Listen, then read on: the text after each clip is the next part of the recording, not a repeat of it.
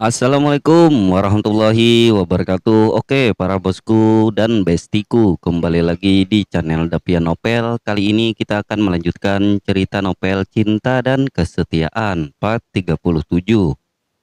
Profesor Hans berdiri, kemudian berjalan menjauhi Pelu. Namun baru beberapa langkah Profesor Hans menghentikan langkahnya dan kembali berbicara tanpa menengok ke arah Pelu. Jika aku tahu Jessie memiliki penyakit, tentu aku tidak akan memaksa dan mengancamnya agar mau menikah denganmu. Tutur Profesor Hans dengan suara yang bergetar. Pria itu hampir saja menitikkan air mata saat mengingat kejadian tadi pagi di rumahnya. Hati Pelu mencolos mendengar penuturan Profesor Hans. Berarti dia datang karena diancam. Jessica benar-benar ingin membatalkan pernikahan ini, kata batin Pelu. Jika menghampiri Profesor Hans dan memeluk pria yang juga dosen semasa kuliahnya itu untuk memberikan dukungan kepada pria paruh baya tersebut. Sedangkan Dean berusaha menenangkan Pelu. Sepupunya itu terlihat sangat terpukul dan belum dapat menerima kenyataan tentang penyakit yang diderita oleh calon istrinya tersebut. Pia sendiri menitikkan air mata, hatinya begitu perih melihat kenyataan yang harus dialami oleh Jessica. Bagi wanita, rahim adalah bagian tubuh yang terpenting, bahkan mungkin bisa dibilang lebih penting dari wajah. Masih ada beberapa wanita yang mungkin rela wajahnya rusak, tapi tidak ada satupun wanita yang rela untuk kehilangan rahimnya. Pengangkatan rahim bagai mimpi buruk bagi setiap wanita, karena impian bagi setiap perempuan adalah menjadi seorang ibu, agar kehidupan rumah tangganya terasa sempurna. Namun kita semua tak dapat melawan takdir Tuhan. Semua telah direncanakan olehnya. Tak satu pun manusia yang mampu melawan kehendak Tuhan yang Maha Kuasa. Ayu mendekati Pia. Wanita parubaya itu menenangkan menantunya. Ia tidak ingin berita ini mempengaruhi suasana hati Pia yang kini tengah mengandung. Kalian pulanglah bersama dengan anak-anak, Jika berkata pada Pia dan juga Ayu. Tapi Pia ragu-ragu membantah perintah suaminya. Jika meraih tubuh istrinya dan mengecup puncak kepala wanita itu. Kau sedang mengandung anak kita, jadi istirahatlah, ucap Jika lembut. Pia akhirnya mengangguk, walau ia sangat mengkhawatirkan Jessica. Namun kesehatan bayi dalam kandungannya harus lebih diutamakan. Aku akan berada di sini untuk menemani Profesor, ucap Jika lagi. Erik akan mengantar kalian, tambah Jika. Pia pun kembali mengangguk, menyetujui ucapan Jika. Wanita itu juga merasa lelah dan ingin beristirahat. Jika mencium pipi Pia dan juga kedua buah hatinya. Dia juga memeluk Ayu ibunya dan meminta wanita itu untuk menemani istri dan anak-anaknya. Setelah kepergian Pia beserta ibu dan anak-anaknya, Jika mendekati Profesor Hans. Jika duduk di samping dosennya itu untuk menemani dan memberi dukungan kepadanya. Uncle harus tenang, Jessie pasti dapat melewati semua ini, ucap Jika memberikan kekuatan pada Profesor Hans. Profesor Hans mengangguk lemah mendengar kata-kata penghiburan dari Jika. Ia berusaha berpikir positif tentang apa yang akan terjadi pada putri satu-satunya tersebut. Setelah beberapa jam berlalu, akhirnya lampu di pintu ruangan operasi berubah menjadi hijau. Itu artinya operasi yang dijalani oleh Jessica telah selesai. Profesor Hans dan Pelu bangun dari duduknya. Mereka segera menghampiri Dokter Teresa yang baru saja keluar dari ruang operasi. Bagaimana keadaan Jessie? Tanya Profesor Hans dan Pelu berbarengan. Operasinya berjalan sukses, kondisi pasien stabil dan saat ini sedang beristirahat, jawab Dokter Teresa. Jawaban dari Dokter Teresa membuat mereka yang berada di sana dapat bernapas dengan lega. Mereka bersyukur setidaknya untuk saat ini Jessica selamat. Sekarang kau bisa pulang, kau tidak perlu memaksakan diri untuk menemani Jessica, ucap Profesor Hans mengusir Pelu secara halus. Tapi aku ingin melihat keadaan Jessie, sahut Pelu. Profesor Hans menepuk bahu Pelu. Aku rasa Jessie tidak ingin bertemu denganmu saat ini, ucap Profesor Hans. Ia tahu Jessica pasti sangat terpukul jika mengetahui rahimnya telah diangkat. Pria itu akhirnya memahami alasan putrinya menolak pernikahan ini. Mungkin sebagian orang dapat menerima jika istrinya tidak dapat memberikan keturunan.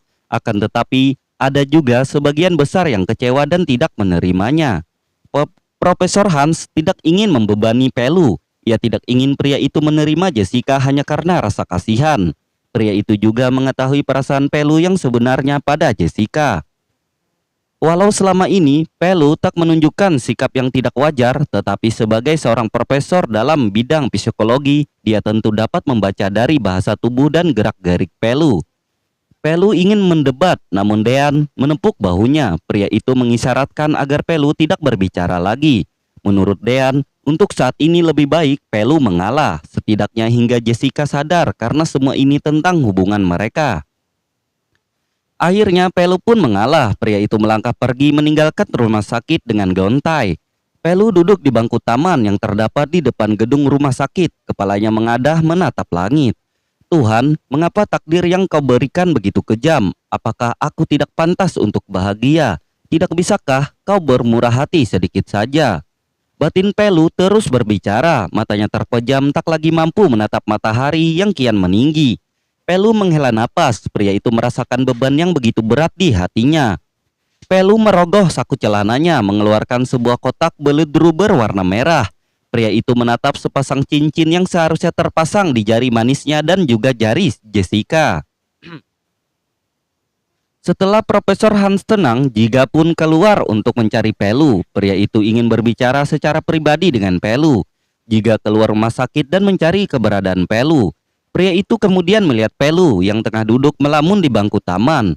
Jiga menghampiri Pelu, kemudian pria itu duduk di sampingnya. Jiga mengeluarkan sebungkus rokok, lalu menawarkannya pada Pelu, yang kemudian diambil sebatang oleh pria itu.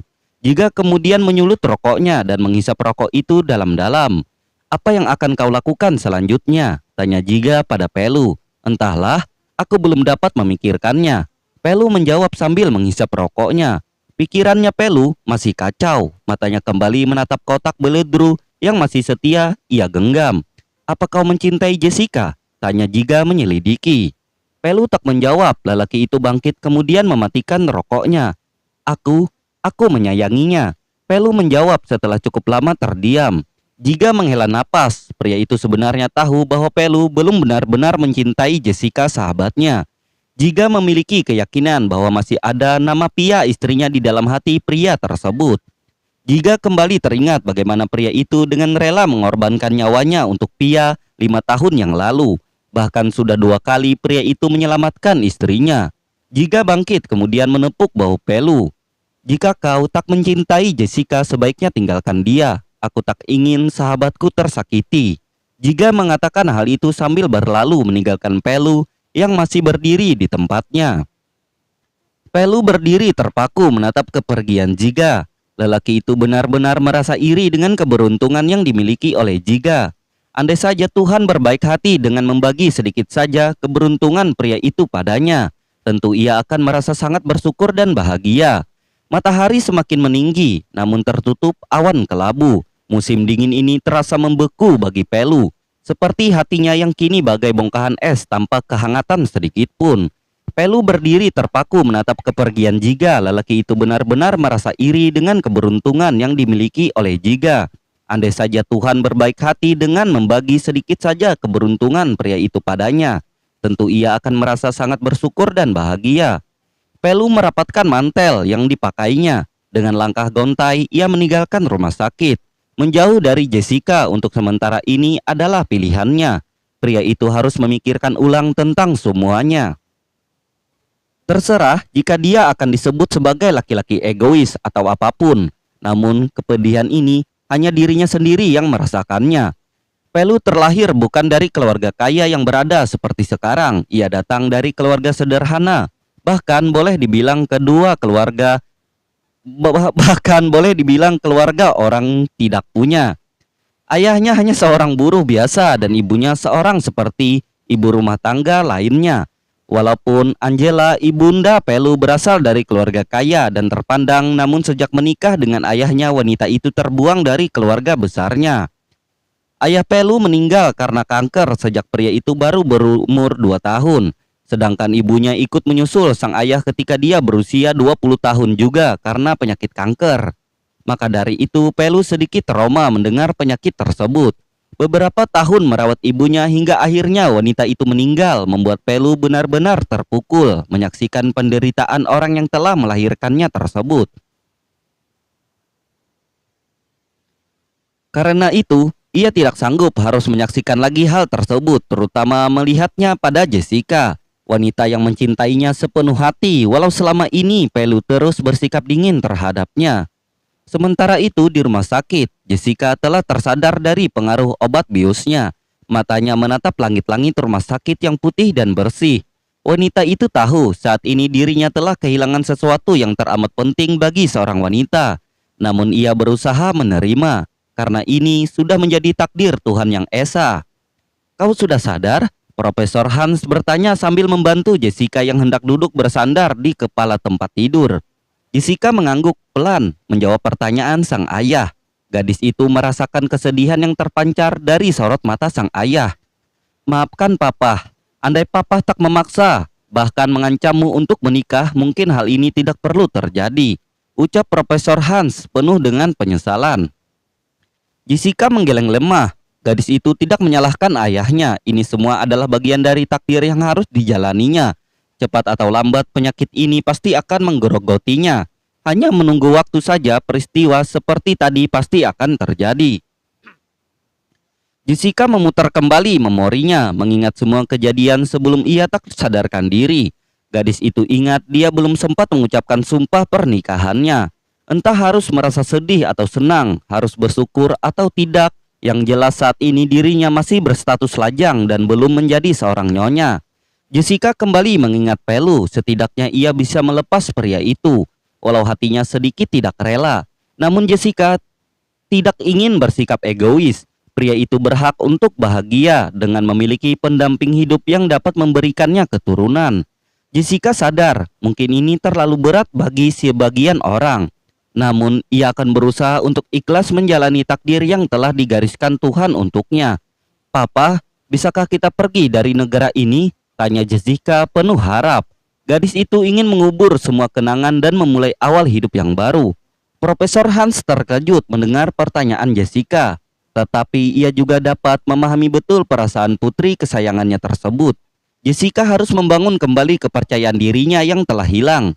Mungkin pergi ke tempat yang baru bisa menjadi langkah awal yang bagus untuk gadis itu. Baiklah, setelah semua ini selesai, kita pergi kemanapun kau mau, jawab Profesor Hans sambil memeluk Jessica, membelai rambut putrinya dan mengecup puncak kepala gadis itu untuk membuatnya lebih tenang. Ketukan pintu terdengar. Jika masuk ke dalam ruangan Jessica setelah mengetuk sebentar. Pria itu ingin menyapa sahabatnya dan berusaha menghibur gadis itu. Profesor Hans pamit meninggalkan putrinya dan Jiga untuk mengurus beberapa keperluan Jessica. Hai Jess, sapa Jiga sambil memamerkan senyumnya yang menawan. Hai, mana istri dan anakmu? Jessica membalas sapaan Jiga kemudian bertanya pada pria tersebut. Mereka sudah pulang, kasihan Pia tengah mengandung, ucap Jiga keceplosan. Pria itu langsung terdiam karena tidak ingin menyakiti perasaan sahabat baiknya itu. Jessica menghela napas mendengar ucapan Jiga. Jujur, dia merasa iri pada Pia. Wanita itu memiliki kehidupan yang sempurna di matanya. Namun, Jessica juga ikut bahagia melihat Pia dan Jiga bersatu setelah 5 tahun mereka berpisah. Maaf, aku tidak bermaksud, sesal Jiga. Jessica menggelengkan kepalanya. Dia tidak ingin Jiga merasa bersalah karena dia sendiri sudah dapat menerima kenyataan ini. Tak apa, ucap Jessica sabar. Ini memang sudah takdirku. Aku harus ikhlas menjalani semua ini, tambah Jessica bijak. Jiga mengusap rambut Jessica. Perbedaan umur mereka yang tidak terlalu jauh membuat pria itu menganggap Jessica sudah seperti adik kandungnya sendiri. Bagaimanapun dengan pernikahannya, Jiga ragu-ragu bertanya tentang hal yang membuatnya penasaran sedari tadi. Tidak ada, jawab Jessica ringan.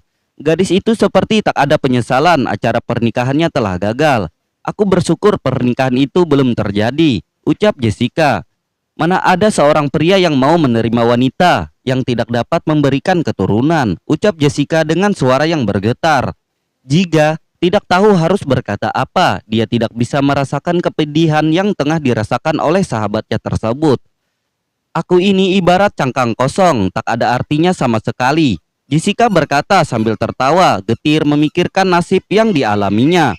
Tawa getir Jessica menjadi tangis. Gadis itu tak dapat lagi menahan kesedihannya. Jika tadi ia telah berusaha keras menahan air mata di hadapan ayahnya, kini Jessica merasa tak kuat lagi. Gadis itu menarik tubuh Jika agar mendekat, kemudian gadis itu menangis di pelukan sahabatnya tersebut. Tak ada yang dapat Jika lakukan, pria itu hanya mengelus punggung Jessica yang untuk menenangkan emosi gadis itu. Tiba-tiba pintu kamar tempat Jessica terbuka.